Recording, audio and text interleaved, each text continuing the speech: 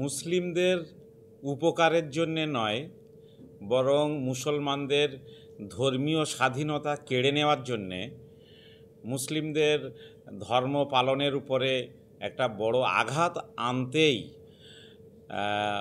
ওয়াকাফ অ্যামেন্ডমেন্ট বিলকে অবৈধ প্রক্রিয়ায় পার্লামেন্টে পাশ করিয়ে মোদি সরকার আইন তৈরি করেছে। আমরা সমগ্র ভারতবর্ষের মুসলমানরা এই বিলকে সম্পূর্ণভাবে প্রত্যাখ্যান করছি। এই আইনকে প্রত্যাহার করার জন্যে আমরা কেন্দ্রের সরকারের কাছে দাবি জানাচ্ছি। আমাদের সর্বোচ্চ সংগঠন অল ইন্ডিয়া মুসলিম পার্সোনাল ল বোর্ড এবং বিভিন্ন ধর্মনিরপেক্ষ রাজনৈতিক দলের নেতারাও তারা সিদ্ধান্ত নিয়েছেন যে তারা সুপ্রিম কোর্টে যাবেন। মুসলমানদের বিরুদ্ধে এই যে অবৈধ আইন তৈরি করা হয়েছে, কালা কানুন তৈরি করা হয়েছে ওয়াকাফ নিয়ে, এর বিরুদ্ধে মহামান্য ন্যায়ালয়ে যাবেন। যারা সর্বোচ্চ আদালতে যাওয়ার সিদ্ধান্ত নিয়েছেন বা যাচ্ছেন এমন রাজনৈতিক দল থেকে শুরু করে অরাজনৈতিক ব্যক্তিত্ব এবং অল ইন্ডিয়া মুসলিম পার্সোনাল ল বোর্ড, আমরা সকলকেই এই উদ্যোগকে সাধুবাদ জানাচ্ছি, ধন্যবাদ জানাচ্ছি এবং আমরা মানসিকভাবে তাদের এই উদ্যোগের পাশে থাকার জন্য ঘোষণা করছি। গতকাল অল ইন্ডিয়া মুসলিম পার্সোনাল ল বোর্ড একটি নির্দেশিকা জারি করে বলেছেন যে দেশ জুড়ে একই ছন্দে আন্দোলন চালিয়ে যেতে হবে। সেই আন্দোলন হবে শান্তিপূর্ণ। সেই আন্দোলনের অঙ্গ হিসাবে থাকবে যে বিভিন্ন জেলা শাসকের মাধ্যমে মাননীয় রাষ্ট্রপতি এবং ভারত সরকারের স্বরাষ্ট্রমন্ত্রীর কাছে এই আইনের বিরুদ্ধে স্মারকলিপি পাঠাতে হবে। আমরা সেই কর্মসূচি যাতে পশ্চিমবাংলাতেও পালিত হয়, পশ্চিমবাংলার বিভিন্ন মুসলিম সংগঠনের নেতৃবৃন্দ আজকে সিদ্ধান্ত নিয়েছেন যে সব সংগঠনের কাছে আমরা আবেদন রাখব এবং বিভিন্ন জেলায়, বিভিন্ন মহকুমায় এই আইন প্রত্যাহার করার দাবি জানিয়ে মহকুমা শাসক এবং জেলা শাসকদের কাছে স্মারকলিপি দেওয়া হবে রাষ্ট্রপতি এবং কেন্দ্র সরকারের স্বরাষ্ট্রমন্ত্রীর উপলক্ষ করে। এর পাশাপাশি প্রতীকী জেল ভরো আন্দোলনের কথা বলা হয়েছে, সেটার কথাও ভাবা হচ্ছে এবং যারা সেকুলার ধর্মনিরপেক্ষ, আমরা জানি যে হিন্দু ভাইদের মধ্যে একটা বড় অংশ আছেন তারা ধর্মনিরপেক্ষ, তারা চান না যে মুসলমানদের শান্তিপূর্ণ ধর্ম পালনে আঘাত করা হোক বা বাধা দেওয়া হোক। আমরা কিন্তু বিজেপি আর হিন্দু আমরা দুটোকে একসঙ্গে গুলিয়ে ফেলতে চাই না। হিন্দু ভাইদেরকে আমরা তাদের সাথে পেতে চাই, বিজেপিকে আমরা সাথে পেতে চাই না। বিজেপি হচ্ছে যেমন ভারতবর্ষের মানুষের দুশমন, তেমন মুসলমানদের দুশমন, তেমন ধর্মনিরপেক্ষ মতাদর্শের দুশমন, বাবা সাহেব আম্বেদকরের তৈরি করা সংবিধানেরও তারা দুশমন। ফলে আমরা বিজেপিকে মুসলমানদের দুশমন, সেই জন্য তাদের বাদ দিয়ে বাকি সমস্ত ধর্মনিরপেক্ষ হিন্দু ভাইদের ধর্মনিরপেক্ষ রাজনৈতিক দলকে আমরা এই আন্দোলনের পাশে পেতে চাই। সেজন্যে আগামী 9 এপ্রিল কলকাতায় একটি হিন্দু এবং দলিত, আদিবাসী, বৌদ্ধ, খ্রিস্টান, শিখ, জৈন সব ভাইদের নিয়ে আমরা কলকাতায় একটা গেট টুগেদার করছি। সেখানে আমরা তাদেরকেও বোঝাতে চাই যে কিভাবে আমাদের অধিকারের উপরে হস্তক্ষেপ করা হচ্ছে। এর পাশাপাশি আমরা এটাও সিদ্ধান্ত নিয়েছি, অল ইন্ডিয়া মুসলিম পার্সোনাল ল বোর্ড গতকাল যে নির্দেশিকা জারি করেছেন সেখানে বলেছেন যে দিল্লি, মুম্বাই এবং পাটনা, বিজয়ওয়াড়া, হায়দ্রাবাদ, মালাপ্পুরম, ভারতবর্ষের বিভিন্ন বড় বড় শহরগুলোতে একটি করে প্রতিবাদ সমাবেশ করবেন। আমরা সিদ্ধান্ত নিয়েছি যে অল ইন্ডিয়া মুসলিম পার্সোনাল ল বোর্ডের এই কর্মসূচিকে আমরা অ্যাকসেপ্ট করছি, আমরা সাদরে গ্রহণ করছি। সর্বশক্তি দিয়ে কলকাতাতেও একটি এই কালা কানুনের বিরুদ্ধে একটি সমাবেশ করা হবে এবং সেই সমাবেশ হবে ব্রিগেডে। এবং আজকের আমরা ঘোষণা করছি না, কেননা আমাদের অল ইন্ডিয়া মুসলিম পার্সোনাল ল বোর্ডের যারা কেন্দ্রীয় নেতৃত্ব তাদের উপস্থিতিতেই আমরা কলকাতার ব্রিগেডে সমাবেশ করব ইনশাল্লাহ। এবং তাদের কাছ থেকে ডেটটা নিয়েই আমরা কয়েক দিনের মধ্যেই আপনাদের মাধ্যমে গোটা পশ্চিমবাংলার মানুষকে আমরা জানিয়ে দেব। আপনারা জানেন যে এই যে কালা কানুন তৈরি করে আমাদের হিন্দু ভাইদের কাছে কেন্দ্রের সরকার মিথ্যা বিকৃত মেসেজ পাঠানোর চেষ্টা করছে এবং পাঠাচ্ছেন। তারা বলছেন যে এটা ল্যান্ড জেহাদ, সম্পূর্ণ মিথ্যা, সম্পূর্ণ বিকৃত। তারা বলছেন যে ভারতবর্ষে রেল আর স্বরাষ্ট্র দপ্তরের পরে সবথেকে বেশি সম্পদ আছে ওয়াকফের। এটা সম্পূর্ণভাবে মিথ্যা, ভিত্তিহীন। এই ধরনের মিথ্যা, ভিত্তিহীন, বানোয়াট সংবাদ, তথ্য কিভাবে আইনসভায় দাঁড়িয়ে পরিবেশন করেন দেশের যারা আইনসভার সদস্য, যারা ভারতবর্ষের সংবিধানের উপরে হাত রেখে শপথ নিয়েছেন, তারা এটাকে কিভাবে বিকৃত করেন সংবাদ আমরা জানতে চাই। আমরা আমাদের সহনাগরিক হিন্দু ভাইদের কাছেও আমরা এই বিষয়গুলো তুলে ধরতে চাই।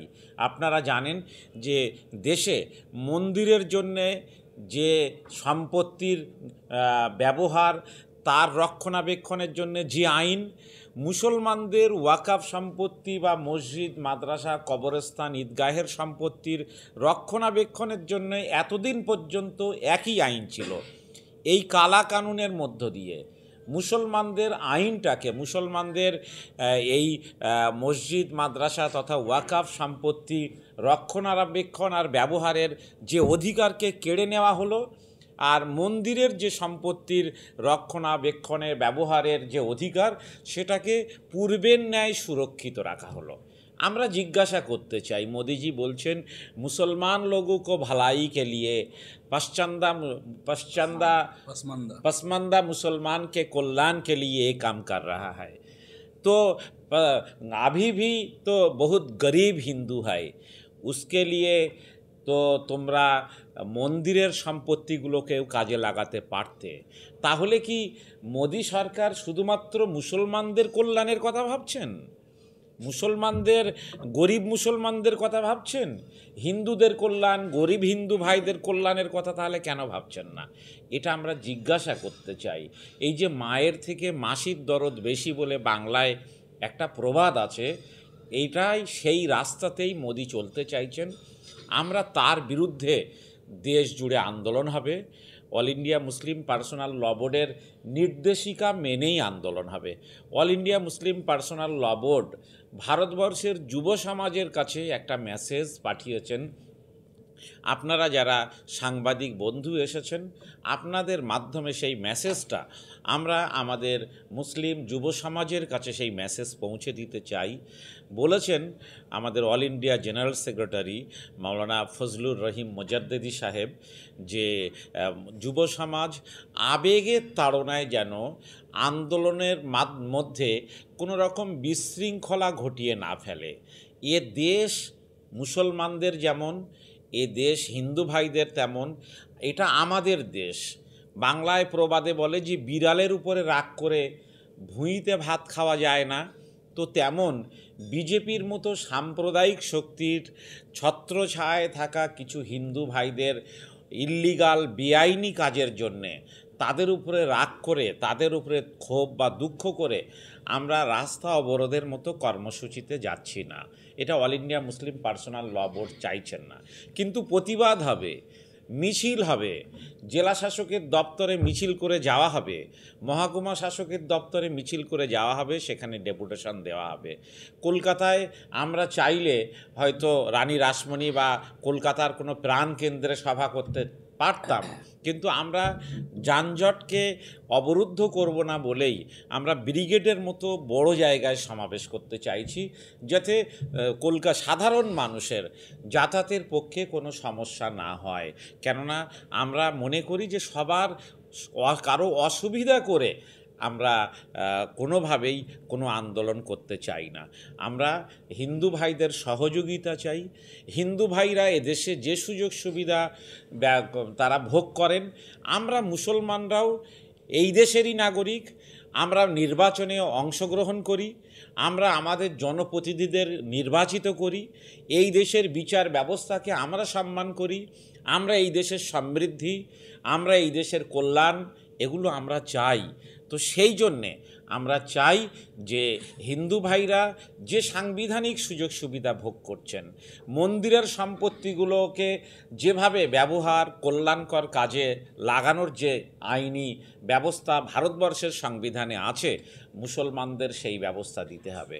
আমরা চাই না রাস্তার উপরে মুসলমানরা নামাজ পড়ুক, কিন্তু বিশেষ যে উৎসবগুলো হয়, সেই উৎসবে মুসলমানরা যখন নামাজ পড়তে আসে, তখন দেখা যায় যে মসজিদের বাইরেও প্রচুর মানুষকে নামাজ পড়তে হয়। তাই বাধ্য হয়ে মুসলমানদেরকে রাস্তায় অল্প সময়ের জন্যে 15 মিনিট 20 মিনিটের জন্যে বাধ্য হয়ে নামাজ পড়তে হয়। আজকে যোগী সরকার যেভাবে গোটা দেশে বুলডোজ করার জন্যে যে একটি অশুভ চক্রান্ত চালাচ্ছে, এটা অত্যন্ত দুর্ভাগ্যজনক। আজকে যোগী সরকার বুঝিয়ে দিতে চাইছে যে সবার আন্দোলন করার অধিকার তার রাজ্যে আছে, কেবলমাত্র মুসলমানদের রাস্তায় নেমে আন্দোলন করার অধিকার নেই। আমি শুধু এইটুকু বলে শেষ করব, রাহুল গান্ধীকে কোনো একটি দল কালো পতাকা দেখিয়েছিলেন। রাহুল গান্ধী বলেছিলেন যে আমি অত্যন্ত গর্বিত এই কারণে যে আমি ভারতবর্ষের একজন কংগ্রেসের দায়িত্বশীল, বিরোধী রাজনৈতিক দলের দায়িত্বশীল, আমাকে কালো পতাকা দেখানো হচ্ছে। আমার কালো পতাকা দেখে আমি যেমন ব্যথিত, তেমন আমি আনন্দিত যে ওই মানুষটার কালো পতাকা দেখানোর অধিকার আছে। আপনারা যা দেখেছেন উত্তরপ্রদেশে যারা কেবলমাত্র হাতে অল ইন্ডিয়া মুসলিম পার্সোনাল ল বোর্ডের ঘোষিত সিদ্ধান্ত মোতাবেক হাতে কালো ফেটি পরে নামাজ পড়েছেন, তাদেরকেও 2 লক্ষ টাকা করে জরিমানা করা হয়েছে। এটা ভারতবর্ষের মানুষের আন্দোলন করার যে অধিকার, সেই অধিকারের প্রতিও একটা বড় হস্তক্ষেপ। ভারতবর্ষের মানুষের যে শাসকের বিরুদ্ধে কথা বলার যে বাক স্বাধীনতা, সেই বাক স্বাধীনতাতেও আজকে বিজেপি বড় হস্তক্ষেপ করতে চাইছে। এর বিরুদ্ধে শুধু মুসলমানরা একা লড়লে হবে না, তাই আমরা আজকে দেখতে পাচ্ছি এবং